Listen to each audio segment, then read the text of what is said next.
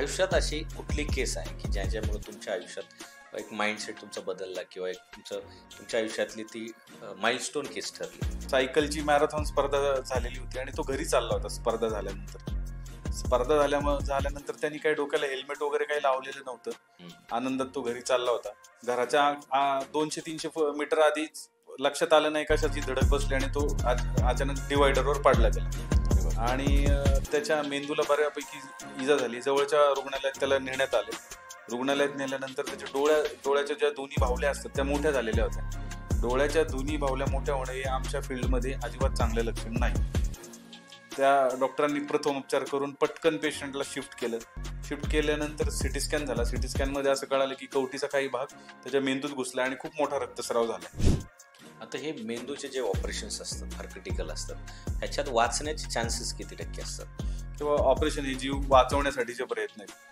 मेंदूचं operation म्हणजे 70% लोकांमध्ये हे जीव वाचवण्यासाठीचे प्रयत्न असतात. आता बऱ्याचदा पॅरालिसिसचा अटॅक येतो, तो काय येतो बरं? त्याच्यात पॅरालिसिसचा अटॅक यायची कारण ही मुख्यत्वे 2 असतात. याला इस्केमिक पॅरालिसिसचा अटॅक असतो जो रक्तपुरवठा कमी झाल्यामुळे, आणि दुसरा असतो तो हिमोरेजिक म्हणजे ब्लड प्रेशर वाढल्यामुळे मेंदूत रक्तस्राव होऊन पॅरालिसिसचा अटॅक. हे आजार होऊच नाहीत म्हणून काय काळजी घेतली पाहिजे? जनरली आता जे वर्क फ्रॉम होम करतात त्यांच्यामध्ये त्यांनी सिटिंग पोश्चर जे आहे त्यांनी एकतर सगळ्यात महत्त्वाचं त्यांच्या स्क्रीनची हाईट ही त्यांच्या डोळ्यासमोर असली पाहिजे. साधारणतः एक 50 सेंटीमीटर म्हणजे हातभर स्क्रीन आणि त्यांच्या चेहऱ्यामध्ये डिस्टन्स हवं. नंतर दुसरी गोष्ट, पाठीचा जो कणा आहे म्हणजे आपण बॅकबोन म्हणतो ते आपलं फर्म सरफेसवरती रेस्ट व्हायला, म्हणजे पाठ व्यवस्थित कडक सरफेसवरती रेस्ट करून काम करायला हवं. तर एक अर्ध्या ते पाऊण तासानंतर आपण थोडासा ब्रेक घ्यायला हवा. त्याच्यामध्ये आपल्या शरीराचं स्ट्रेचिंग करायला हवं. मोबाईल आणि लॅपटॉपच्या वापराचा स्पाईनवर काय परिणाम? मोबाईल आणि लॅपटॉपच्या वापराचा स्पाईनवरती असा दुष्परिणाम होतो की आम्ही त्याला टेस्ट नेक सिंड्रोम म्हणतो. त्याच्यामुळं काय होतं की मानेवरती आपल्या ज्या मेंदूचं जे आहे वरचं जे वजन आहे साधारणतः 25 ते 30 किलो जे वजन असेल ते परसिस्टंटली आपल्या मानेवरती ट्रान्सफर होतं आणि तुम्ही जेव्हा ह्या पोझिशनमध्ये बसता तेव्हा तुमचे स्नायू सुद्धा आकुंचन पावतात, ज्याला आमच्या भाषेमध्ये सर्वायकल पॅरास्पायनल मसल स्पाझम म्हणतो. तर तो होण्यामुळं कंटिन्युअसली मान दुखणे. दुसरा दुष्परिणाम तर मानेवरती तर होतोच होतो, पण आपल्या डोळ्यांवरती सुद्धा होतो. कंटिन्युअसली आपण मोबाईलमध्ये जर पाहत राहिलो किंवा स्क्रीनमध्ये पाहत राहिलो तर आपला डोळ्यांवरती सुद्धा त्याचे दुष्परिणाम होतात. कुठल्याही हॉस्पिटलला गेल्यावर काही आजार असेल तर स्कॅन करायला सांगितलं जातं. अनेक प्रकारचं स्कॅन असतं, पण बऱ्याचदा लोकांचा गोंधळ होतो. म्हणजे नेमकं ते म्हणतात MRI किंवा CT स्कॅन, पण त्यांना ते डिटेलमध्ये माहीत नसतं की MRI म्हणजे काय, CT स्कॅन म्हणजे काय. तर थोडंसं डिटेलमध्ये आम्हाला ती जाणून घ्यायचं. आता ज्यावेळेस ह्या सर्जरी होतात त्याच्यानंतर काय काळजी घ्यायला पाहिजे पेशंटनी किंवा नातेवाईकांनी त्याची? आता ज्यावेळेस ब्रेन ट्युमरचं ऑपरेशन होतं, मग एकदा कव्हर झाल्यावर पुन्हा ब्रेन ट्युमर होऊ शकतो का?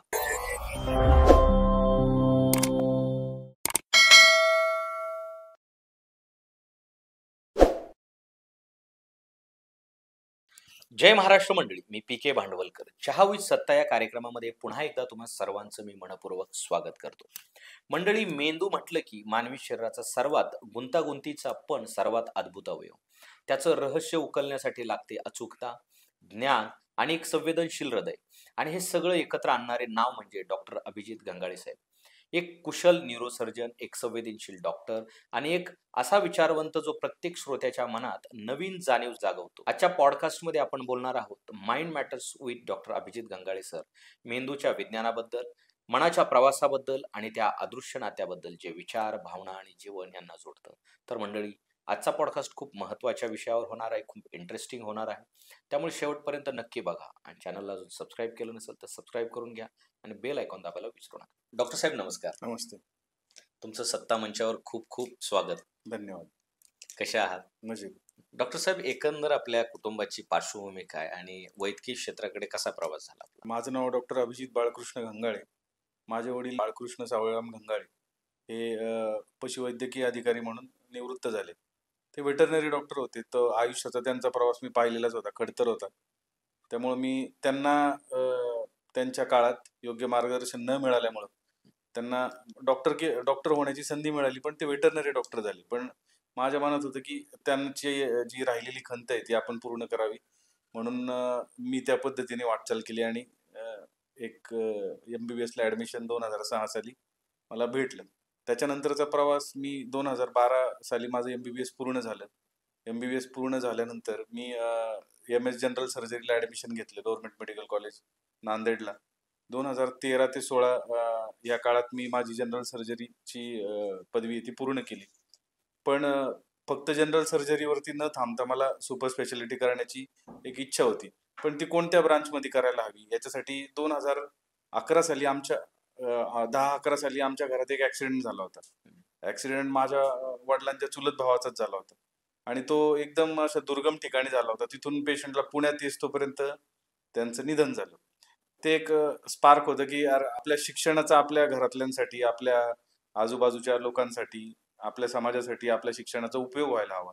तर तो योग्य ठिकाणी उपयोग कसा होईल, तर मी त्याच्यासाठी न्यूरोसर्जन बनण्याचा निर्णय घेतला आणि 2018 साली मी MCH न्यूरोसर्जरीला गव्हर्नमेंट मेडिकल कॉलेज त्रिवेंद्रम, केरळमधलं सगळ्यात जुनं जे मेडिकल कॉलेज आहे, या ठिकाणी मला ॲडमिशन भेटलं आणि 2021 साली मी माझी पदवी पूर्ण केली. आता न्यूरोसर्जन हे जे तुम्ही जे निवडलं फील्ड, काय आव्हानं होती तुम्हाला तिथपर्यंत पोहोचण्यासाठी? पहिल्यांदा तर सुपर स्पेशालिटीला ॲडमिशन भेटण्यासाठी रिझर्वेशन नावाचा कुठलाच प्रकार नसतो. त्यामुळे ते पूर्ण मेरिट बेसवर ॲडमिशन भेटतं. माझं ऑल इंडियामध्ये 140 रँक होता आणि मग त्या पद्धतीने मला न्यूरोसर्जरी आणि ते सुद्धा केरळमधलं भेटलं. तर केरळमध्ये गेल्यानंतर तर न्यूरोसर्जरी करताना सगळ्यात महत्त्वाचं आपल्याला वाटतं की तिथं खूप म्हणजे लिटरसी रेट खूप चांगला आहे, पण त्यांचं प्रादेशिक भाषेवरती खूप प्रेम आहे. सहजासहजी ते लोक हिंदी किंवा इंग्लिश बोलत नाही, तर तुम्हाला सगळ्यात पहिल्यांदा मल्याळम शिकावं लागतं. मी 6 महिने पहिले माझा तो स्ट्रगल पिरियड होता की तिथली भाषा, तिथला आहार, तिथली संस्कृती या गोष्टीशी अनुरूप होण्यात मला पहिले 6 महिने गेले. आणि गव्हर्नमेंट मेडिकल कॉलेज असल्यामुळे पेशंटचा म्हणजे फ्लो एवढा जास्त होता. 2-2, 3-3 दिवस तर घरी रूमवर जायला सुद्धा मिळायचं नाही पहिल्या वर्षी. पहिले 6 महिने खूप खडतर होतं. त्याच्यानंतर मग एकदा भाषा कळायला लागली. तिथल्या आहाराशी आपण अनुरूप झालो. मग हळू-हळू तिथली लोकं कळायला लागली. 3 वर्ष एकदम चांगले गेले.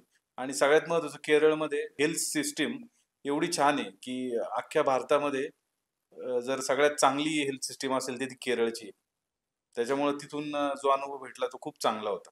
आता पूर्ण फॅमिलीची पार्श्वभूमी काय होती? म्हणजे आर्थिक परिस्थिती आणि व्यवसाय काय असायचा? माझ्या वडिलांचा जन्म एकदम शेतकरी कुटुंबात झाला. एकदम प्रतिकूल परिस्थितीत त्यांनी त्यांचं शिक्षण पूर्ण केलं. घरात पूर्ण म्हणजे सगळ्यात जास्त शिकलेले कोण असतील तर माझे वडीलच असतील. मग वडिलांकडे पाहून मला ती थोडीशी ऊर्जा मिळायची, की आपणही या क्षेत्राकडे जायला हवं. वडील शासकीय सेवेत असल्यामुळं थोडासा मला त्या गोष्टीचा फायदा झाला, की प्रत्येक ठिकाणी बदली दर 5 वर्षांनी वडिलांची बदली साहजिक असायची. वेगवेगळ्या ठिकाणी जायला भेटलं. वेगवेगळ्या लोकांशी आपल्याला संवाद साधायला भेटला. शाळा बदलली गेली. दर 5 वर्षांनी शाळा बदलली जायची. मित्र बदलले जायचे. त्याच्यामुळं पण जी ऊर्जा होती अंगात, की नाही आता आपल्या वडिलांना त्या काळात ती गोष्ट जमली नाही, तर आपल्याला ती करायला हवी. त्यासाठी मी पूर्णपणे माझे प्रयत्न केले.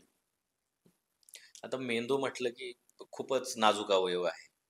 एवढ्या गुंतागुंतीचं ज्यावेळेस ऑपरेशन वगैरे असतं, तर काय मानसिक तुमचं माइंडसेट काय असतो त्यावेळेस? माइंडसेट तर सुरुवातीला खूप डॉक्टर जरी असलं तरी डॉक्टरला भावना आहे. डॉक्टरला सुद्धा सगळ्या गोष्टी आहेत, की आपण ज्या पेशंटवरती आपण शस्त्रक्रिया करणार आहे, त्याचं सुद्धा कुटुंब आहे. त्याची सुद्धा घरी मुलं-बाळ आहे. तर आपण जर आपला हा पेशंट व्यवस्थित केला तरच त्याचं ते कुटुंब चालणार आहे. जर ह्या पेशंटला ऑपरेशन करताना काही इजा झाली किंवा ऑपरेशन जर व्यवस्थित नाही झालं, तर ते पूर्ण कुटुंब उद्ध्वस्त होणार आहे. ह्याची काळजी सुद्धा मनात असायची सुरुवातीला. पण मी ज्या लोकांकडून शिकून आलो या सगळ्या गोष्टी, त्यावेळेस ती लोकं सुद्धा ह्या गोष्टींवरती जास्त फोकस नाही करायची. पण मी थोडंसं ह्या गोष्टीकडे फोकस करायचो, की आपल्यामुळं एक फॅमिली वाचणार आहे.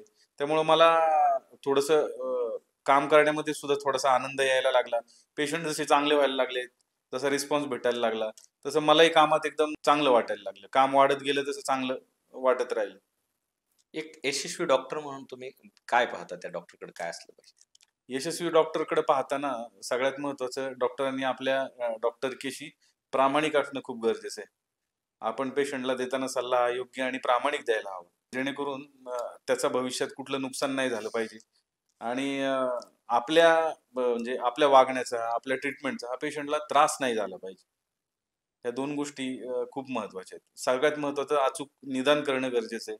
पेशंट आल्यानंतर त्याला जेवढ्या तपासण्या गरजेच्या आहेत त्याच तपासण्या करून घेणे आणि अचूक निदान करणं आणि त्याचं अचूक ऑपरेशन करणे, जेणेकरून त्याला, त्याच्या कुटुंबाला, त्याला स्वतःच्या पायावरती उभं राहता यायला पाहिजे. ह्या गोष्टी मी महत्वाच्या मानतो. आता या क्षेत्रामध्ये चॅलेंजिंग फील्ड आहे, तर या क्षेत्रात जर नवीन विद्यार्थ्यांना यायचं असेल तर कुठले गुण त्यांच्यात आवश्यक असतात? जिद्द, चिकाटी आणि प्रामाणिकपणा ह्या 3 जर गोष्टी असतील तर तुम्ही नक्की याच्यापर्यंत पोहोचू शकता. आयुष्यात अशी कुठली केस आहे की ज्याच्यामुळे तुमच्या आयुष्यात एक माइंडसेट तुमचा बदलला किंवा एक तुमच्या आयुष्यातली ती माइलस्टोन केस ठरली? साधारणतः 1-1.5 वर्षापूर्वी एक लहान मुलगा होता. सायकलची मॅरेथॉन स्पर्धा झालेली होती आणि तो घरी चालला होता स्पर्धा झाल्यानंतर. स्पर्धा झाल्यानंतर त्यांनी काही डोक्याला हेल्मेट वगैरे काही लावलेलं नव्हतं. आनंदात तो घरी चालला होता. घराच्या 200-300 मीटर आधीच लक्षात आलं नाही कशाची धडक बसली आणि तो अचानक डिवायडरवर पडला गेला. अरे बाप! आणि त्याच्या मेंदूला बऱ्यापैकी इजा झाली. जवळच्या रुग्णालयात त्याला नेण्यात आलं. रुग्णालयात नेल्यानंतर त्याच्या डोळ्याच्या ज्या दोन्ही बाहुल्या असतात त्या मोठ्या झालेल्या होत्या. डोळ्याच्या दोन्ही बाहुल्या मोठ्या होणं हे आमच्या फील्डमध्ये अजिबात चांगलं लक्षण नाही. त्या डॉक्टरांनी प्रथमोपचार करून पटकन पेशंटला शिफ्ट केलं.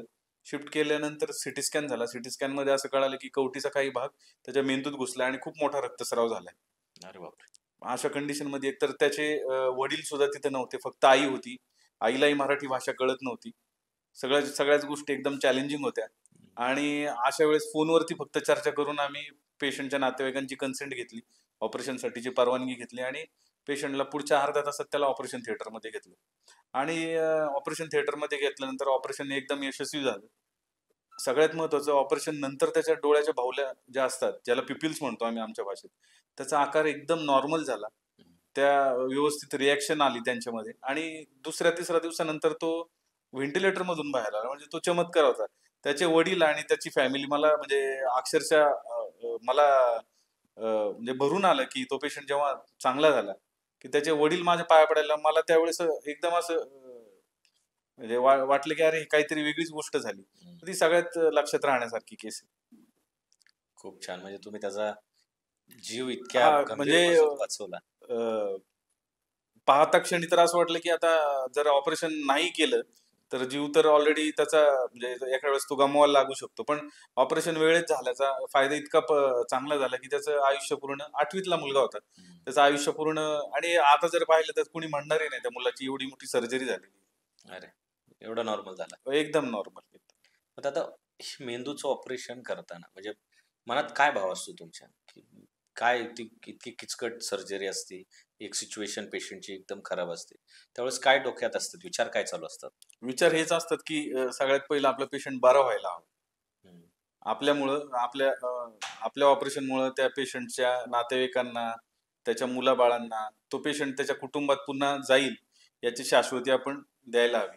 पण कधी कधी काय होतं की पेशंटची कंडिशन सुद्धा खराब राहते. मग अशा पेशंटमध्ये आपल्याला सगळ्या नातेवाईकांना, त्या पेशंटच्या कुटुंबातील सर्व लोकांना पेशंटची कंडिशन ऑपरेशनच्या आधी समजावावी लागते किंवा ऑपरेशन हे जीव वाचवण्यासाठीचे प्रयत्न आहेत. मेंदूचं ऑपरेशन म्हणजे 70% लोकांमध्ये हे जीव वाचवण्यासाठीचे प्रयत्न असतात. बरोबर. की ते जर ऑपरेशन नाही केलं तर जीवाला धोका होतो. तर मग अशा याच्यामध्ये सगळ्यात महत्वाचा पार्ट हा काउन्सिलिंग असतो. आपण जेवढ्या व्यवस्थितपणे पेशंटच्या नातेवाईकांना, त्याच्या घरातल्यांना व्यवस्थित सगळ्या गोष्टी समजून सांगू, त्याच्यावरती ऑपरेशन नंतर सुद्धा काही त्रास होत नाही. आता हे मेंदूचे जे ऑपरेशन्स असतात फार क्रिटिकल असतात, ह्याच्यात वाचण्याचे चान्सेस किती टक्के असतात? जर ऑपरेशन हे योग्य वेळेत आणि योग्य ठिकाणी झालं तर नक्कीच ऑपरेशन नंतर वाचायचे चान्सेस असतात.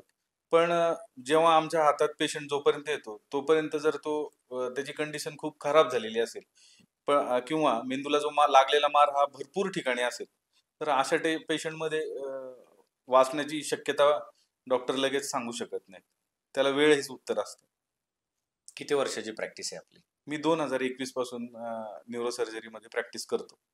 आणि किती ऑपरेशन्स आतापर्यंत झाले? आतापर्यंत हजारो ऑपरेशन झाले. अरे बापरे! आणि मग सक्सेस रेशिओ कसा राहिला तुमचा? जो पेशंट योग्य वेळेत आलेला आहे त्याला नक्कीच मी न्याय देऊ शकलोय. पण एकदा वेळ निघून गेल्यानंतर सगळ्यात महत्वाचं, नातेवाईक घाबरतात की मेंदूचं ऑपरेशन म्हणजे पेशंट वाचेल की नाही, ही सुद्धा शक्यता. त्यामुळं ते ऑलरेडी निर्णय घेण्यासाठी खूप वेळ लावतात.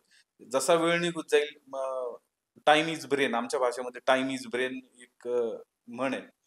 की जेवढ्या वेळेत लवकर वेळात तुम्ही पेशंटला ऑपरेशन जर सांगितलं असेल, जेवढ्या लवकर तुम्ही निर्णय देऊ शकता, तेवढ्या लवकर पेशंटची रिकव्हरी चांगली होते. ज्या पेशंटमध्ये नातेवाईक निर्णय घ्यायला वेळ लावतात किंवा सर्जरी करण्यासाठी पेशंट फार उशिरापर्यंत आपल्या हातात मिळतो. तर मग अशा पेशंटमध्ये उपचारानंतर त्याचा प्रतिसाद सुद्धा त्या पद्धतीने चांगला राहत नाही. अगदी बरोबर. कारण वाचण्याचे चान्सेस तिथं कमी असतात. आता ब्रेन आणि स्पाइन मध्ये रिलेशन काय आहे? ब्रेन सगळ्याचा मास्टर माइंड आहे बेसिकली. हम्म.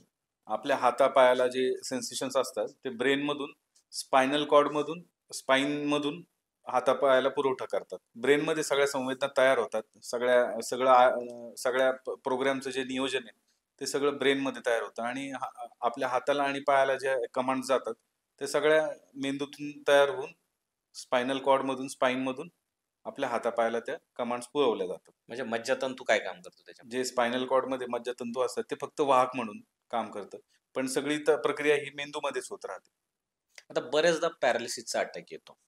मग तो काय येतो बरं त्याच्यात? पॅरालिसिसचा अटॅक यायची कारण ही मुख्यत्वे दोन असतात. याला इस्केमिक पॅरालिसिसचा अटॅक असतो, जो रक्तपुरवठा कमी झाल्यामुळे होतो, आणि दुसरा असतो तो हिमोरेजिक, म्हणजे ब्लड प्रेशर वाढल्यामुळे मेंदूत रक्तस्राव होऊन पॅरालिसिसचा अटॅक येणं. तर ह्या दोन्ही गोष्टींमध्ये सगळ्यात महत्वाचं, तुम्ही जेवढ्या लवकरात लवकर न्यूरोसर्जनचा सल्ला घेता तेवढ्या लवकरात लवकर पेशंटला फायदा होतो. आता उदाहरणार्थ माझ्याकडे एक पेशंट आला होता, 22 वर्ष वय होतं. साधारणतः 1-1.5 तासापूर्वी त्याला पॅरालिसिसचा अटॅक आला होता. मी आल्यानंतर पटकन सिटी स्कॅन करून घेतला. मला कळालं की हा इस्केमिक पॅरालिसिसचा अटॅक आहे. तर आम्ही अशा वेळेस विदिन गोल्डन पिरियडमध्ये, म्हणजे 4.5 ते 6 तासापर्यंत जर पेशंट आमच्याकडे आला तर अशा पेशंटला आपण रक्त पातळ व्हायचं इंजेक्शन देतो.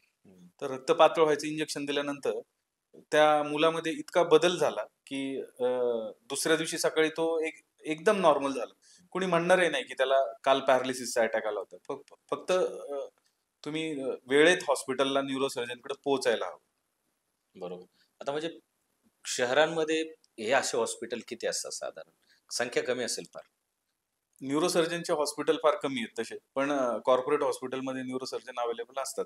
पण आता 6 तासाच्या आत समजा जर एखादा ग्रामीण भागात अटॅक आला आणि तो जर पोहोचू मग नाही अशा शकला, वेळेस तिथल्या जवळपासचं जे मोठं हॉस्पिटल आहे तिथं कॉन्टॅक्ट करून पटकन ते सिटी स्कॅन करतात.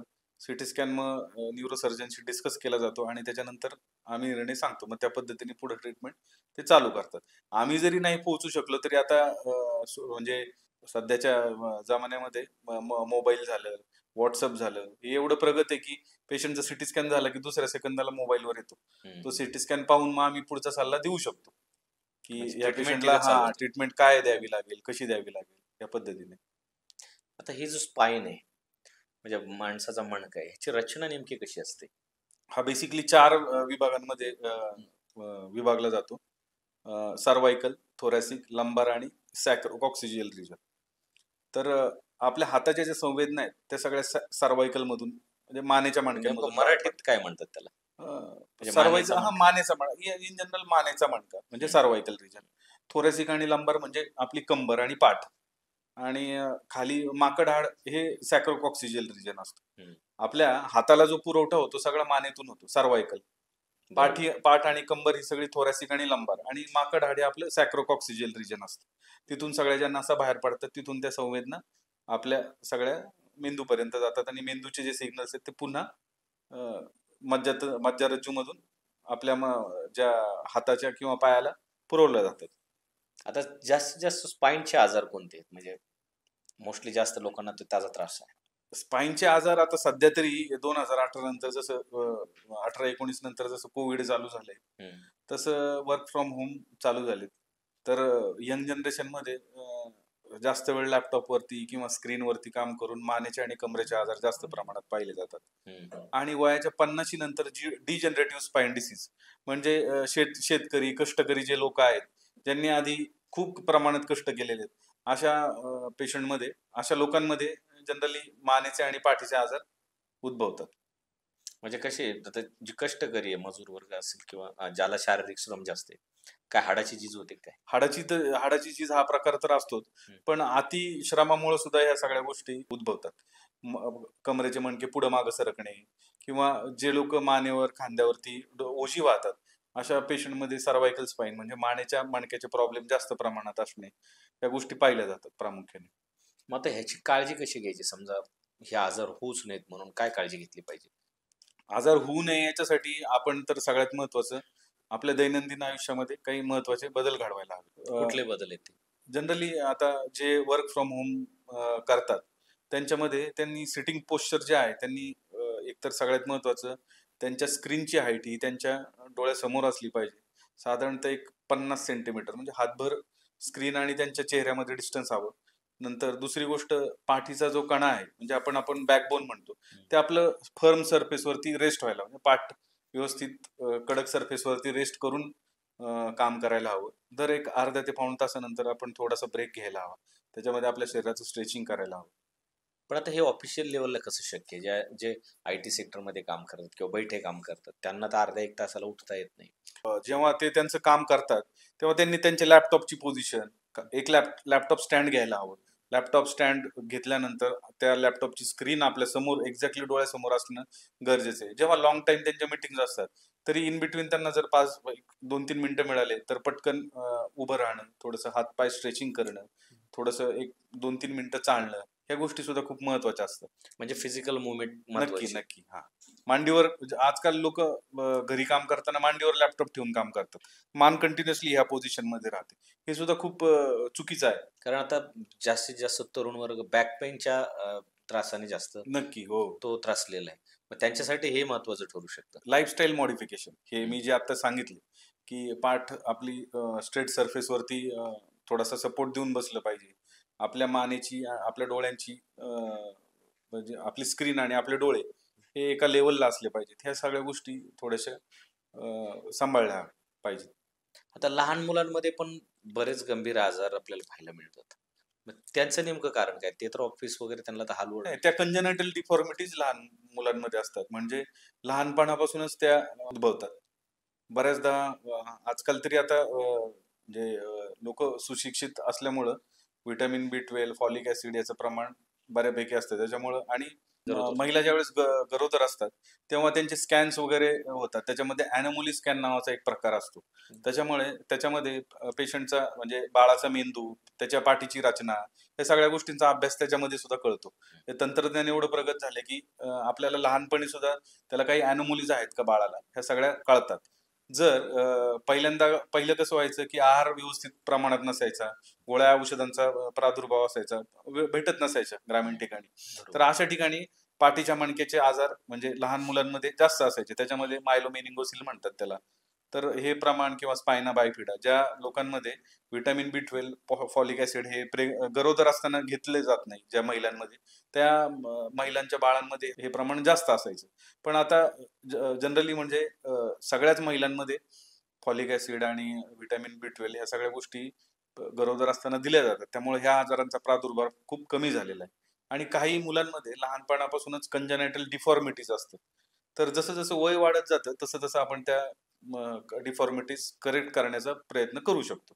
मोबाईल आणि लॅपटॉपच्या वापराचा स्पाईनवर काय परिणाम होतो? मोबाईल आणि लॅपटॉपच्या वापराचा स्पाईनवरती असा दुष्परिणाम होतो की आम्ही त्याला टेस्ट नेक सिंड्रोम म्हणतो. त्याच्यामुळे काय होतं की मानेवरती आपल्या ज्या मेंदूचं जे आहे वरचं जे वजन आहे साधारणतः 25 ते 30 किलो जे वजन असेल ते परसिस्टंटली आपल्या मानेवरती ट्रान्सफर होतं. आणि तुम्ही जेव्हा ह्या पोझिशन मध्ये बसता तेव्हा तुमचे स्नायू सुद्धा आकुंचन पावतात, ज्याला आमच्या भाषेमध्ये सर्व्हायकल पॅरास्पायनल मसल स्पाझम म्हणतो. तर तो होण्यामुळं कंटिन्युअसली मान दुखणे. दुसरा दुष्परिणाम तर मानेवरती तर होतोच होतो, पण आपल्या डोळ्यांवरती सुद्धा होतो. कंटिन्युअसली आपण मोबाईलमध्ये जर पाहत राहिलो किंवा स्क्रीनमध्ये पाहत राहिलो तर आपला डोळ्यांवरती सुद्धा त्याचे दुष्परिणाम होतात. आता लहान मुलामध्ये चुकीची बसण्याची जी पोझिशन आहे, ती भविष्यात कशी घातक ठरू शकते? लहान मुलांमध्ये चुकीच्या पद्धतीने बसण्यामुळे त्यांच्या पाठीच्या कण्याचा आकार बिघडू शकतो. त्याच्यामुळे त्यांना ताठ बसण्याची सवय लहानपणापासूनच लावायला हवी असं या मताचा आहे. जास्त कुबड काढून बसणं सुद्धा भविष्यात म्हणजे जास्त पाठीचा कणा त्यामध्ये वागतो. तर मग अशा अशा याच्यामध्ये पालकांनी सुद्धा लहान मुलांकडे लक्ष द्यायला हवं की जास्त वेळ कुबड काढून बसणं किंवा पाठीचा बाक काढून बसणं हे चुकीचं आहे. हे आपल्या मुलांना त्यांनी समजायला हवं. मेंदूला झालेली इजा किंवा इन्सेक्शन आपण त्याला म्हणतो, ती किती गंभीर असते? प्राथमिकदृष्ट्या मेंदूला झालेली इजा तर हे सगळ्यात पहिले तर आपल्याला काही स्कॅन्स असतात, जसं की सिटी स्कॅन किंवा MRI. प्राथमिकदृष्ट्या सगळ्यात पहिल्यांदा पेशंट आल्यानंतर आम्ही सगळ्यात पहिल्यांदा सिटी स्कॅन करून घेतो. कारण की तो एकदम कमी वेळेत आणि पटकन उपलब्ध होतो. 2 ते 3 मिनिटात सिटी स्कॅन होतो. प्राथमिकदृष्ट्या पेशंटला किती इजा आहे मेंदूला हे आपल्याला सिटी स्कॅनमध्ये कळतं. मग सिटी स्कॅनमध्ये आम्ही ठरवतो, की हे कुठल्या पद्धतीची इजा आहे. याला म्हणजे हा औषधांवरती ठीक होणारा आजार आहे का? किंवा याला काही सर्जरी लागणार आहे. हे प्राथमिकदृष्ट्या आम्ही सिटी स्कॅन किंवा MRI इमेजिंग फॅसिलिटीजवरती ठरवतो. आता मेंदूच्या प्रत्येक जखमेवर सर्जरीच केली पाहिजे का? का बिना ऑपरेशन पण काही बरोबर आहे? बऱ्याचशा गोष्टी ह्या विना ऑपरेशन देखील बऱ्या होतात.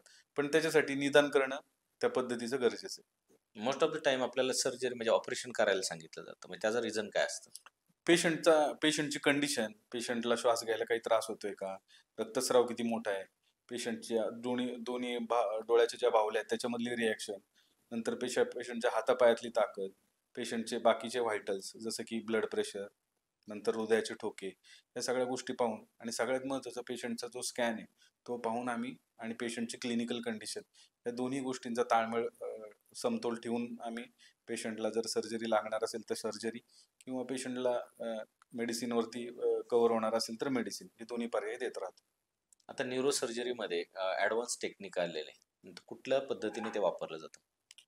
आता सध्या न्यूरो नेव्हिगेशन किंवा म्हणजे न्यूरो मॉनिटरिंग, इंटरऑपरेटिव्ह न्यूरो मॉनिटरिंग ह्या सध्या ॲडव्हान्स्ड गोष्टी आहेत.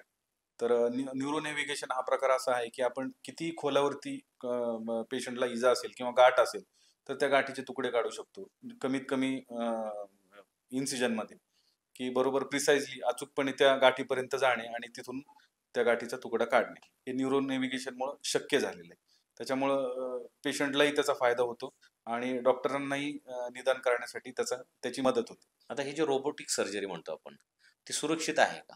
आणि तिचं प्रमाण वाढते का आता? रोबोटिक सर्जरी म्हणजे बेसिकली ती न्यूरो नॅव्हिगेशन सिस्टीमच आहे. जनरली ब्रेनमध्ये ती अजून तेवढी प्रगत झालेली नाही. पण स्पाईनमध्ये रोबोटिक सर्जरी नावाचा प्रकार आहे.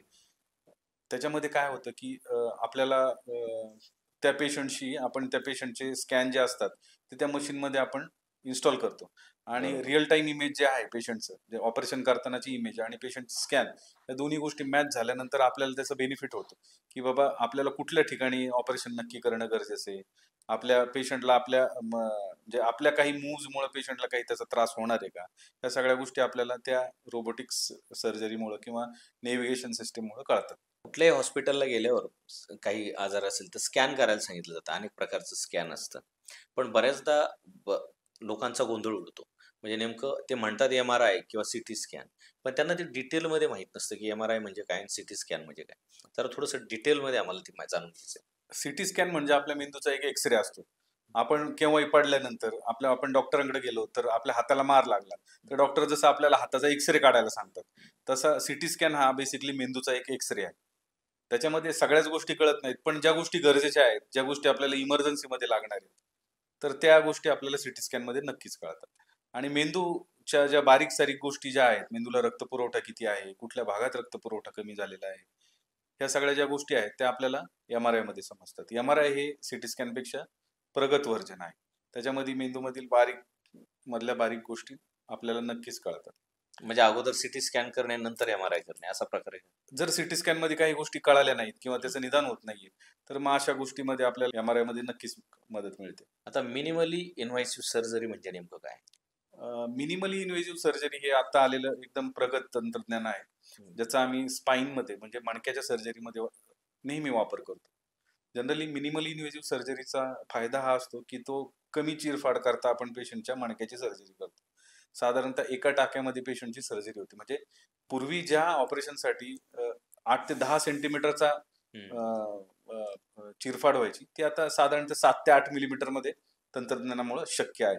आणि त्याचा फायदा हा पेशंटला असं होतो की पेशंट एकतर पूर्ण भूल द्यावी लागत नाही, ज्या जागेत ऑपरेशन करायचे त्या जागेतच भूल द्यावी लागते, आणि सगळ्यात महत्वाचं पेशंटला दुसऱ्या दिवशी आम्ही पेशंटला चालवतो, जेणेकरून पेशंटची जी प्रोडक्टिव्हिटी आहे, म्हणजे पहिल्या जुन्या काळात ऑपरेशन केल्यानंतर पेशंटला 1-1 महिना 2-2 महिने घरीच राहायला लागायचं. पण आता मिनिमली इन्व्हेसिव्ह सर्जरीमुळे पेशंट पुढच्या 15व्या दिवशी कामाला रुजू होऊ शकतो, त्याची प्रोडक्टिव्हिटी वाढते, त्याला घरी बसून म्हणजे नुकसान होत नाही त्याचं. आणि सगळ्यात महत्वाचं जे दुखणं आहे, दुखणं तर कमी होतं, पण ऑपरेशनमुळे सुद्धा एक दुखणं नावाचा प्रकार असतो, की मोठं ऑपरेशन झाल्यानंतर ज्या पद्धतीतलं दुखणं राहतं, तसं त्या पद्धतीतलं दुखणं हे मिनिमली स्पाइन इन्व्हेसिव्ह स्पाइन सर्जरीमध्ये नसतं. कारण की टाके कमी असते, चिरफाड कमी असते. दुर्बिणीमुळं फायदा हा राहतो. त्याचा फायदा म्हणजे खर्चही कमी येत असेल. खर्च आता तंत्रज्ञान प्रगत झाल्यामुळं आता सगळ्या गोष्टी आपल्याला इझिली मिळतात. त्यामुळे खर्च ऑलमोस्ट सेम आहे. मिनिमली इन्व्हेसिव्ह सर्जरीचा आणि ओपन सर्जरीचा पाहायला गेलं तर सर्जरीचा सेम आहे खर्च. पण त्याचा फायदा हा पेशंटला होतो. बरोबर. मेंदूचं ऑपरेशन म्हणलं की भीती असतेच. प्रत्येकाला ती भीती हो. असते किंवा घरच्यांनाही ती भीती असते. तुम्ही कशी त्यांची घरच्यांची आणि त्या पेशंटची मानसिकता तयार करतात?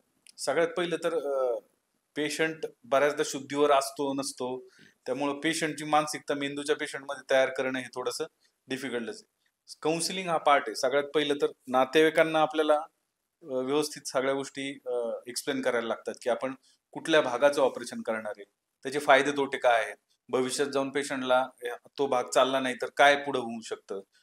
ह्या सगळ्या गोष्टींची पूर्ववत कल्पना आपल्याला पेशंटच्या नातेवाईकांना द्यावी लागते. त्यांची तशी संमती असेल तरच आपण पेशंटला ऑपरेशनसाठी घेतो. आता ज्यावेळेस ह्या सर्जरी होतात, त्याच्यानंतर काय काळजी घ्यायला पाहिजे पेशंटनी किंवा नातेवाईकांनी त्याची? मेंदूच्या सर्जरी झाल्यानंतर सुरुवातीचे काही दिवस पेशंट आयसीयू मध्ये राहतो. जेव्हा पेशंट पूर्ववत हळूहळू व्हायला लागेल तसं आपण पेशंटला आयसीयूतून बाहेर घेतो.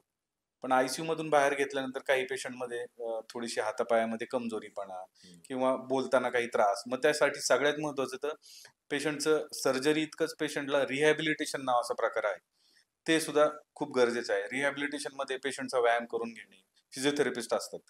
ते पेशंटचा व्यायाम करून घेतात. स्पीच थेरपिस्ट असतात. ते पेशंटला पुन्हा स्पीचसाठी प्रोव्होक करतात. पुन्हा सगळ्या गोष्टी पुन्हा पहिल्यापासून होतं आणि पेशंटला जर योग्य वेळेत रिहॅबिलिटेशन जर झालं, तर ते पेशंट 6 महिन्यांनी, 1 वर्षांनी आमच्या ओपीडीला येतात.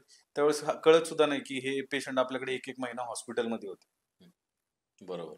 स्पाइनची जी हेल्थ आहे, त्याचे जे प्रॉब्लेम्स आहेत, तर रोज दैनंदिन जीवनात काय काळजी घेतली पाहिजे? आपला आहार चांगला असावा.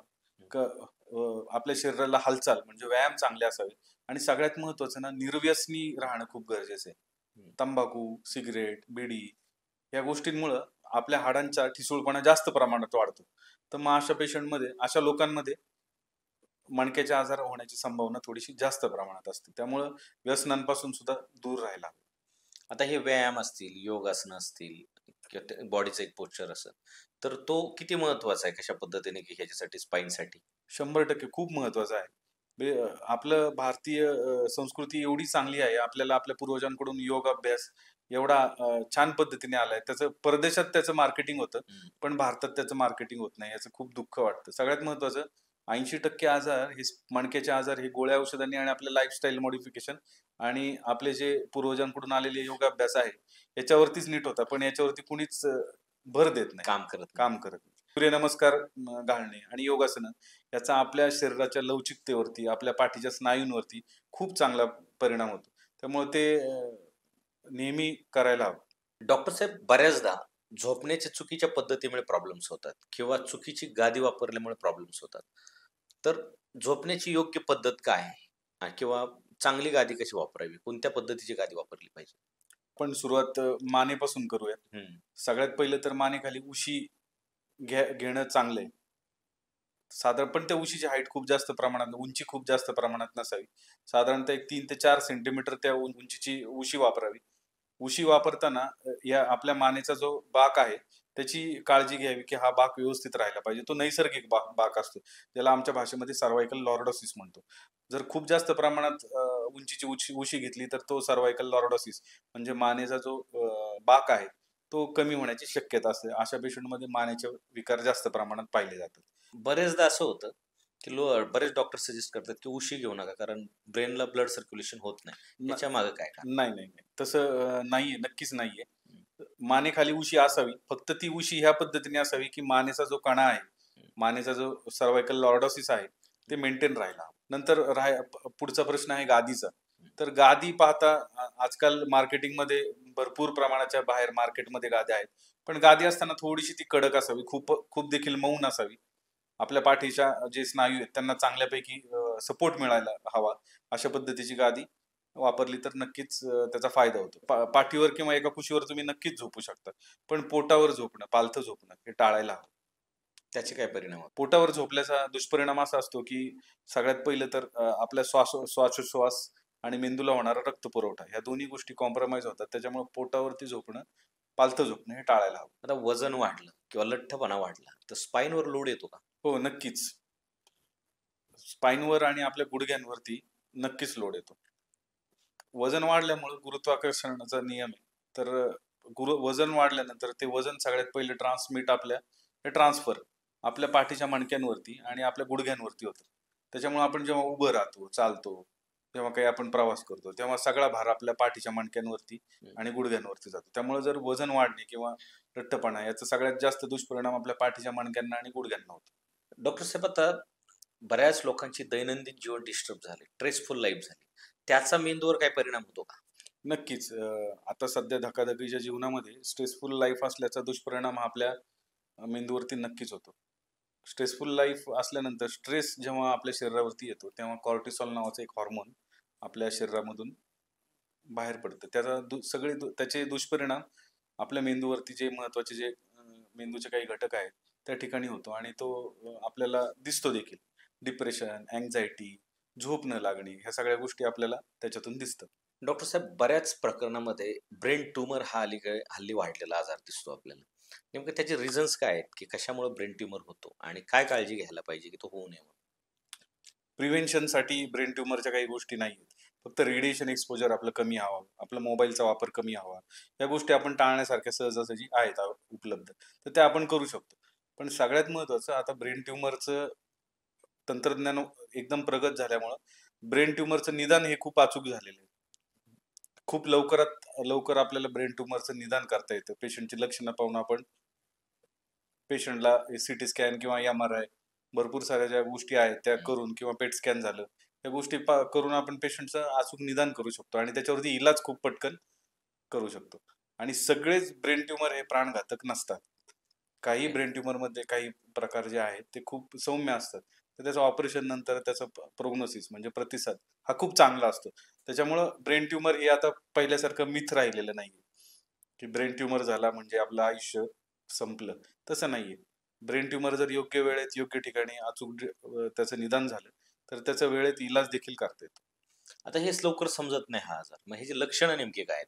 याच्यासाठी लक्षणं म्हणजे खूप जास्त प्रमाणात डोकं दुखणं, सगळ्यात पहिलं. दृष्टी कमजोर होणं, चालताना तोल जाणं, हातापायातली ताकद कमी होणं, झटके येणं, झटके म्हणजे कन्व्हल्जन येणं. तर हे याची लक्षणं आहेत. लक्षात कमी राहणं, लवकर स्वभावात बदल होणे म्हणजे चिडचिडपणा जास्त, विसरभोळेपणा येणे, ही याची लक्षणं आहेत. जी प्राथमिक लक्षणं आपल्याला याच्यातली दिसली तर आपण लवकरात लवकर तज्ञ डॉक्टरांना दाखवायला हवं आणि त्याच्यावरती पुढं निदान करून इलाज करायला हवा. आता ज्यावेळेस ब्रेन ट्यूमरचं ऑपरेशन होतं, मग एकदा कव्हर झाल्यावर पुन्हा ब्रेन ट्यूमर होऊ शकतो का? जे चांगल्या पद्धतीचे ब्रेन ट्यूमर आहेत, त्याचं जर ऑपरेशन व्यवस्थितरित्या पार पडलं, तो ब्रेन ट्यूमर व्यवस्थित जर निघाला, तर आमचे काही इंटरव्हल स्कॅन्स असतात. त्या स्कॅनमध्ये आम्ही ते पाहतो. 6 महिन्यांनी, 1 वर्षांनी. सुरुवातीला MRI करून पाहतो. जर फॉलोअप स्कॅन जर चांगले असतील, तर भविष्यात तो ट्यूमर पुन्हा होण्याची शक्यता फार कमी राहते. पण जे खूप खराब पद्धतीचे ज्याला आम्ही मॅलिग्नंट ट्यूमर्स म्हणतो, हे ट्यूमर जर झाले, तर ऑपरेशन केल्यानंतरही परत त्याचे स्कॅन करणं, पेशंटला रेडिओथेरपी देणं, या सगळ्या गोष्टी आपल्याला पुन्हा कराव्या लागतात. तर त्याच्यामुळं त्या कॅन्सर ते जे ट्यूमर आहेत, मॅलिग्नंट ट्यूमर, त्याच्या बाबतीत आपण भविष्य सांगू शकत नाही, की हे ट्यूमर पुन्हा होतील किंवा नाही. पण त्या पेशंटला सुद्धा भविष्यात रेडिओ इमेजिंग, MRI करून आपण निदान करू शकतो, की हा ट्यूमर पुन्हा होतोय की नाही. मग त्याला परत पुन्हा काही सर्जरीज करणं किंवा रेडिएशन देणं, ह्या गोष्टी आपण नक्कीच करू शकतो. आता म्हातारपणात जे स्पाईनला प्रॉब्लेम्स होतात ते नेमके काय असतात आणि काय काळजी घ्यायला पाहिजे त्याची? म्हातारपणात होणाऱ्या स्पाईनमध्ये सगळ्यात पहिलं तर जे कष्टकरी लोक असतात, शेतकरी लोक असतात, ज्यांनी त्यांच्या आयुष्यात भरपूर सारी कष्टाची कामं केलेली असतात, अशा पेशंटमध्ये मणक्याचे आजार, कमरेच्या पाठीच्या मणक्याचे आजार हे जास्त प्रमाणात असतात, ज्याला आमच्या भाषेमध्ये डिजनरेटिव्ह स्पाईन डिसीज म्हणतो. त्याच्यामध्ये मणके पुढे मागं सरकणे, मणक्यांमधील गॅप जास्त प्रमाणात होणे, हे जास्त प्रमाणात पाहिलं जातं. तर अशा वेळेस जर त्रास जास्त प्रमाणात असेल तर लवकरात लवकर तज्ञ डॉक्टरांचा सल्ला घ्यायला हवा. दुसरं हाडांचा ठिसूळपणा आहे हा वय जसं वाढत जातं तसं हाडांचा ठिसूळपणा हा देखील वाढत जातो. मग अशा पेशंटमध्ये लवकरात लवकर फ्रॅक्चर व्हायचे चान्सेस जास्त असतात. हलका-फुलका जरी मार लागला तरी अशा लोकांमध्ये फ्रॅक्चर व्हायचे, मणक्याचे फ्रॅक्चर व्हायचे चान्सेस जास्त असतात. त्याच्यामुळं आपला आहार चांगला हवा. आपण निर्व्यसनी हवं. जेणेकरून हाडांचा ठिसूळपणा आपल्या वयोवृद्धपणात सुद्धा होणार नाही. हे त्याच्यासाठी करणं गरजेचं आहे. ज्यावेळेस ऑपरेशन होतं, पेशंट बरा होतो, त्यावेळेस तुमची भावना काय असते? भावना पेशंट चांगला झाल्यानंतर भावना म्हणजे सगळ्यात महत्त्वाचं पेशंट हा वेदनामुक्त होतो. त्यामुळे तर इतकं बरं वाटतं, की अरे हा पेशंट काल याला चालता देखील येत नव्हतं. आज आपण त्याला चालवतोय, त्याच्या वेदना पूर्ण कमी झाल्यात. तो खुश असतो, त्याचं कुटुंब खुश असतं. ते पाहून आम्हाला देखील आनंद होतो. आता एक डॉक्टर म्हणून ज्यावेळेस इमोशनल कधी-कधी प्रसंग येतात, भावनिक प्रसंग येतात, त्याला तुम्ही कसं हँडल करता? आता डॉक्टर म्हटल्यानंतर त्याला सुद्धा मन येतं, त्याला सुद्धा एक सहृदय असतो डॉक्टर सुद्धा. पण आता ह्या सगळ्याच गोष्टींचा विचार जर आपण भावनिकदृष्ट्या करत गेलो, तर आपण कुठल्याच निर्णयापर्यंत पोहोचू शकत नाही. आता आजकाल लोकं भावनिक सोबत आपण तेवढं प्रॅक्टिकल सुद्धा असणं गरजेचं आहे. काही पेशंटचे आजार काही ज्या पद्धतीने असतात. एखादा पेशंट आहे, त्याच्यावरती आपण 5 ते 6 दिवस इलाज करतोय, पण त्याच्यात काही सुधारणा नाहीये आणि आपल्याला वाटतंय, की बाबा याच्यामध्ये काही सुधारणा होण्याची चिन्हही नाहीये. कारण का आजारही त्या पद्धतीचा आहे, पेशंटचं वय सुद्धा खूप जास्त प्रमाणात आहे. त्यामुळं नातेवाईकांना त्याच वेळेस त्या गोष्टी क्लिअर करणं, ते भावनिक असतात नक्कीच. कारण का ती पेशंट कोणाची तरी आई असतं, कोणाचे तरी वडील असतात. बरोबर. त्यामुळे ते भावनिक तर होतातच. पण त्यासोबत आपण त्यांना प्रॅक्टिकली सुद्धा काय पद्धतीने, कुठल्या पद्धतीने इलाज करायला हवा, हे सगळं सांगणं गरजेचं असतं. ज्यावेळेस तुम्हाला एखाद्या सर्जरीला जायचंय किंवा ऑपरेशन करायचंय, तर त्यावेळेस मनात तुमच्या कुठल्या पद्धतीचा ताण असतो? हा ताण सुरुवातीच्या वेळात असायचा, हं. की सर्जरी व्यवस्थित होईल का? झाल्यानंतर पेशंटला त्याचं बेनिफिट होईल का? पण आता तो ताण राहत नाही तसं. कारण का आता मल्टिपल सर्जरीज झाल्यात. त्याच्यामुळं सगळ्या गोष्टी कुठल्या ऑपरेशनमध्ये काय आपल्याला करायला हवं, हे सगळं माहीत असतं. त्याच्यामुळे तो प्री प्लॅन्ड असतं सगळं. आदल्या दिवशी सगळ्यात पहिलं तर आम्ही नातेवाईकांना एका रूममध्ये घेऊन काउन्सिल करतो. काउन्सिल करताना त्या ऑपरेशनचे फायदे तोटे हे सगळे समजून सांगतो. नंतर सगळ्यात महत्त्वाचं ऑपरेशनच्या आदल्या दिवशी अजून एक तयारी असते, की पेशंटचे स्कॅन आम्ही पाहतो. स्कॅन पाहून सगळे स्कॅन व्यवस्थित डिस्कस करून त्याच्यानंतर तो एक प्रॉपर प्लॅन बनवून दुसऱ्या दिवशी सर्जरी एक्झिक्यूट करतो. पण सर्जरी करताना देखील ह्या सर्जरीसाठी ह्या गोष्टी लागणार आहेत. म्हणजे एकदम वाईटातली वाईट गोष्ट काय होऊ शकते त्या सर्जरीत? हे ऑपरेशन करताना हे सामान लागू शकतं. ते आदल्याच दिवशी आपण उपलब्ध करून ठेवणं किंवा सर्व तयारीनिशी दुसऱ्या दिवशी सर्जरीला जाणं हे खूप गरजेचं असतं. त्याच्यामुळं तो तणाव सुद्धा खूप हलका राहतो. त्याच्यामुळे आता पहिल्यासारखा ताण राहत नाही आणि सर्जरी व्यवस्थित झाल्यानंतर तर आपल्याला रिझल्ट कळूनच जातात. वर्क आणि पर्सनल लाईफ याच्यामध्ये संतुलन बॅलन्स कसं करता तुम्ही? सध्या तरी म्हणजे संतुलन बॅलन्स करणं सध्या फील्डही एवढं धकाधकीचं झालेलं आहे, की कधी पेशंट येईल, कधी इमर्जन्सीला हे सांगू शकत नाही. पण जेवढा वेळ मिळतो तो वेळ आपल्या फॅमिलीसोबत, आपल्या कुटुंबासोबत नक्की घालवायला आवडतं. आता या वैद्यकीय क्षेत्रामध्ये, मेडिकल फील्डमध्ये नवीन येणाऱ्या लोकांसाठी काय तुम्ही संदेश द्याल? नवीन येणाऱ्या लोकांसाठी फक्त की आपण आपल्या जे आपले इथिक्स असतात त्याच्यावरती कायम राहायला हवं. प्रामाणिकपणे प्रॅक्टिस करायला हवी आणि पेशंटला जो सल्ला देतो त्या सल्ल्यामुळं त्याचं नुकसान होणार नाही याची काळजी घ्यायला हवी. पेशंटला ज्यावेळेस तुम्ही उपचार देता, तर त्याच्या कॉन्फिडन्सवर काय परिणाम होतो? नक्कीच पेशंटला उपचारासाठी तयार करताना फार फार फार त्रास असतो सगळ्यात महत्त्वाचं. कारण की सगळ्यात पहिले तर त्यांच्या मनात ऑपरेशनबद्दल काही गैरसमज असतात. ते सगळ्यात पहिले आपल्याला दूर करावे लागतात. मग त्याच्यासाठी काही पद्धती असतात. जसं की आम्ही ऑपरेशन झालेल्या पेशंटचे काही व्हिडिओज असतात, की बाबा बघा हे ऑपरेशनच्या आधी हे पेशंट असं होतं. ऑपरेशन आम्ही ह्या पद्धतीचं ऑपरेशन केलं. आता पेशंट सगळ्या गोष्टी करतं किंवा हॉस्पिटलमध्ये काही ऑपरेशन झालेले पेशंट्स असतात. तर मग त्यांच्या नातेवाईकांची थोडीशी मसलत पेशंटच्या नातेवाईकांना करून दिल्यानंतर आपण त्यांचं मनोबल अजून वाढवू शकतो. मग असे पेशंट ज्यांना वाटतं की यार ऑपरेशन केल्याने आपलं नुकसान होईल, असे पेशंट सुद्धा ऑपरेशनसाठी नक्कीच तयार होतात. आता विज्ञान आणि श्रद्धा या 2 गोष्टीकडे तुम्ही कसं पाहता? श्रद्धा आणि विज्ञान या दोन्ही खूप महत्त्वाच्या गोष्टी आहेत. श्रद्धा नेहमी असावी, पण अंधश्रद्धा नसावी आणि विज्ञानामुळंच सगळ्या गोष्टी पुढे चाललेल्या आहेत. पण त्याला काही जोड श्रद्धेची सुद्धा द्यायला हवी. एका डॉक्टरसाठी एम्पॅथी किती महत्वाची आहे? एम्पॅथी खूप महत्वाची आहे. कारण का जो येणारा ग्रामीण भागातून किंवा वेदनेने त्रासलेला जो पेशंट असतो, त्याला सगळ्यात पहिली जर आपण एम्पॅथी दिली, तर अर्धा आजार त्याचा नक्की कमी आपण करू शकतो. आणि एम्पॅथी दिल्यानंतरच आपल्याला पेशंटचं मन जिंकता येतं. त्याला आपल्याला आजार काय आहे ते समजून सांगता येतं. त्या आजारावरती काय उपचार आहेत हे सांगता येतं. त्याच्यामुळे एम्पॅथी 100% डॉक्टरांसाठी गरजेची आहे. आता आपल्या देशातलं न्यूरोसर्जरी असेल किंवा स्पाइन केअर असेल, ह्याच्या फ्युचरकडे तुम्ही कसं पाहता? नक्कीच. आपल्या देशातील तंत्रज्ञान एवढं प्रगत आहे, की परदेशातील सुद्धा पेशंट आपल्या भारतामध्ये इलाज करण्यासाठी ब्रेन आणि स्पाइनसाठी येतात. कारण का जे मेडिकल टुरिझम आजकाल आपण पाहतो, ते भारतामध्ये एकदम सुंदररित्या कार्यरत आहे. परदेशात असणारी पेशंटची सर्जरीची कॉस्ट आणि भारतातली सर्जरीची कॉस्ट ही खूप खूप तफावत आहे. आणि सगळ्यात महत्त्वाचं इंडियन सर्जनचे जे रिझल्ट्स आहेत, ते खूप चांगले आहेत. त्याच्यामुळं परदेशातून येणाऱ्या पेशंटची संख्या सुद्धा आपल्याकडे खूप जास्त आहे. आणि जे प्रगत तंत्रज्ञान आहे, आता आर्टिफिशियल इंटेलिजन्स आल्यापासून तर सीटी स्कॅन पेशंटला सुद्धा सीटी स्कॅनचा रिपोर्ट त्या सीटी स्कॅनमध्ये काय आहे, एम-आर-आय मध्ये काय आहे हे कळतं. त्यामुळे पेशंट सुद्धा खूप जागरूक झालाय. पण ते खूप अतिजागरूकपणा असतो. कारण का आम्ही आमच्या आयुष्यातले 15 ते 16 वर्ष शिक्षणासाठी घालवलेले असतात. त्यामुळं ज्ञान असावं पण ते अर्धवट नसावं. चॅट जीपीटी एआय मुळे जे ज्ञान मिळतं पेशंटला ते अर्धवट असतं. ते बरोबर. पूर्ण कधीच नसतं. त्याचे दुष्परिणाम त्यांना नक्कीच भेटतात. पण सगळ्यात महत्त्वाचं एआयचा फायदा हा आहे की जनजागृती करण्यासाठी सुद्धा एआयचा उपयोग आहे. आणि पेशंटमध्ये थोडंसं न्यूरोसर्जरी, न्यूरोसायन्सेस बद्दलचं जे अवेअरनेस आहे ते याच्यामुळे नक्कीच वाढीला लागलेलं आहे. आता इंडियामध्ये नवनवीन टेक्नॉलॉजी येत आहेत. तर पुढील 10 वर्षात ह्या वैद्यकीय क्षेत्रात काय बदल होतील असं तुम्हाला वाटतं? नक्कीच. आता सध्या मिनिमली इन्व्हेसिव्ह सर्जरीचा युग आहे. मिनिमली इन्व्हेसिव्ह सर्जरीचे फायदे आहेत की पेशंट दुसऱ्या दिवसापासून स्वतःची कामे स्वतः करू शकतो. त्याच्यामुळे हॉस्पिटलमध्ये राहण्याचा त्याचा जो कालावधी फार कमी झालेला आहे. आणि पुढच्या 10 वर्षात तर हे अजून जेवढं मिनिमली इन्व्हेसिव्ह होईल, ते मिनिमली इन्व्हेसिव्ह होणार आहे. त्याच्यामुळं त्याचा फायदा नक्कीच पेशंटला होईल. सगळ्यात महत्त्वाचं मेंदू आणि स्पाइन हा आपला व्यवस्थित ठीक होण्यासाठी किंवा कुठल्याही भविष्यात त्याला प्रॉब्लेम न येण्यासाठी लोकांनी काय काळजी घेतली पाहिजे?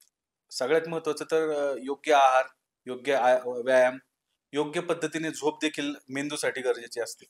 कारण का झोपेमध्येच आपल्या मेंदूचा मेंटेनन्स हा चालू राहतो. त्याच्यामुळे झोप सुद्धा तेवढीच गरजेची आहे. आहार, व्यायाम, झोप आणि सगळ्यात महत्त्वाचं निर्व्यसनी राहणे. ह्या 4 गोष्टींमुळं आपण आपल्या मेंदू आणि मणक्याची नक्कीच काळजी घेऊ शकतो. डॉक्टर साहेब, चर्चेत खूप मजा आली, खूप सुसंवाद झाला. तुम्ही खूप आम्हाला माहिती शेअर केली आणि सगळ्यात महत्त्वाचं म्हणजे एक न्यूरोसर्जन काय पद्धतीला ताणतणावाला सामोरं जाऊन एखाद्या पेशंटला नीट करतो, हे आज आम्हाला त्यातून कळलं. आपण सत्ता मंचावर आलात, सत्ता मंचाची शोभा वाढवली. त्याबद्दल सत्ता मंच आपला सदैव आभारी राहील. धन्यवाद. थँक्यू. तर मंडळी, आज आपल्या सत्ता मंच या व्यासपीठावर सन्माननीय प्रख्यात डॉक्टर अभिजित गंगाळे साहेब आले आणि त्यांनी मेंदूच्या विज्ञानाबद्दल मनाचा प्रवास उलगडला. याबद्दल मी सत्ता कुटुंबाच्या वतीने त्यांचे खूप खूप आभार मानतो आणि आपणही अमूल्य असा रस ग्रहण करण्यासाठी वेळ दिला त्याबद्दल आपल्या सर्व मंडळींचेही मी आभार मानतो. डॉक्टर अभिजित गंगाळे साहेबांना मी पुढील वाटचालीसाठी खूप खूप शुभेच्छा देतो. तर मंडळी, पुन्हा भेटूयात एका नव्या विषयावर, एका नव्या पाहुण्यांबरोबर. भेटत राहू, बोलत राहू. तर मंडळी, अजूनही चॅनलला सबस्क्राईब केलं नसेल तर सबस्क्राईब करून घ्या. बेल आयकॉन दाबायला विसरू नका, म्हणजे येणारे एपिसोड तुम्हाला पाहायला मिळतील. आणि एपिसोड आवडला तर तुमच्या जवळच्या व्यक्तीपर्यंत नक्की शेअर करा. तोपर्यंत सर्वांना माझा जय हिंद, जय महाराष्ट्र.